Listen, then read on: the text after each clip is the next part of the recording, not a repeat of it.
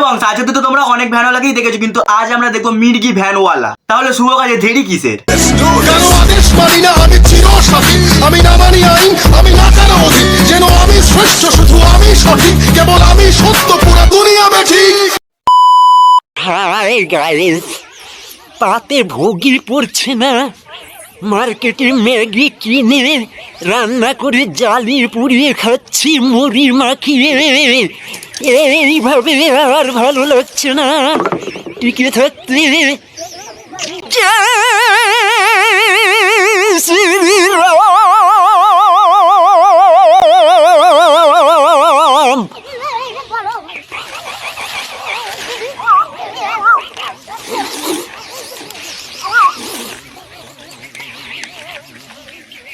আমরা সকলেই জানি ম্যাগি অনেক রকম ভাবেই বানানো যায়। আজ অব্দি আমি অনেক রকম ভাবে ম্যাগি বানাতে দেখেছি, কিন্তু মুড়ি দিয়ে ম্যাগি কে খায়? আর এই সানগ্লাসটা পরারই বা দরকার কি আছে?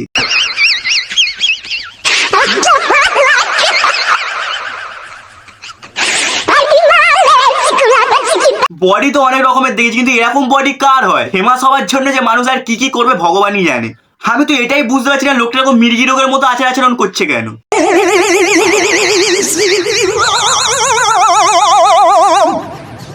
তোমরা একবার ভাবো, কাকার কত জোর শরীরে, ভ্যান চালিয়ে।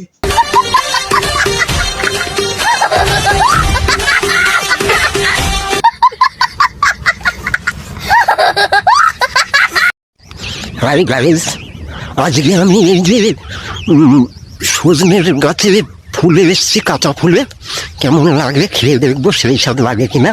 চীনের পাঠারা যদি কাঁচা খেয়ে রাজা হয়, তো আমরা বাংলার পাঠারা। কে বলেছে গরু ছাগল বিলুপ্ত হয়ে যাচ্ছে? জন্মাচ্ছে। নারায়ণ ভর করেছে। তোর ওপর নারায়ণ না, তোর ওপর মির্গি ভর করেছে।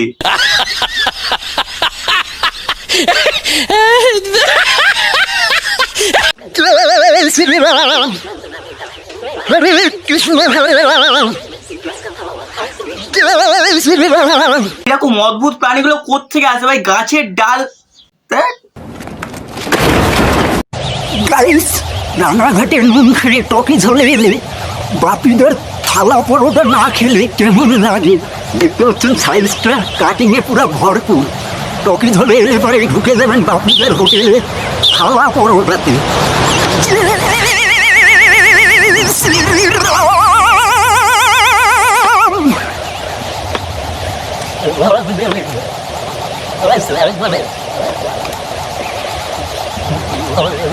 এবার বাপিদার পরোটাও কোত্থেকে চলে এলো, আর খাওয়ার স্টাইলটা তো একবার দেখো, ওই যাচ্ছে তাই ভাই। ইনি এই কারণে দোকানে চা খায় না, কারণ দোকানে তো একটুখানি কাপ দেয়, আর সেটা এরকম নাচাতে নাচাতে খত্তর করে কাঁপতে কাঁপতেই পুরোটা পড়ে যায়। গাইস, জিরো থেকে হিরো হতে চাইলে চলে আসুন বস্তা বাজারে কাটিং ম্যানের কাছে। মানে কিসের কাটিং? একদম ট্র্যাক্টরের সাথে মানিয়ে যাবে, কাটিংটা এসে যাবে। ও আচ্ছা, চুলের, আমি তো অন্য কিছুরই ভাবলাম। তো আজকের ভিডিওটা ভাই এতটাই। তোমরা সবাই ভালো লাগলে ভিডিওটা লাইক করো, শেয়ার করো, চ্যানেলটা সাবস্ক্রাইব করে দাও। বাস।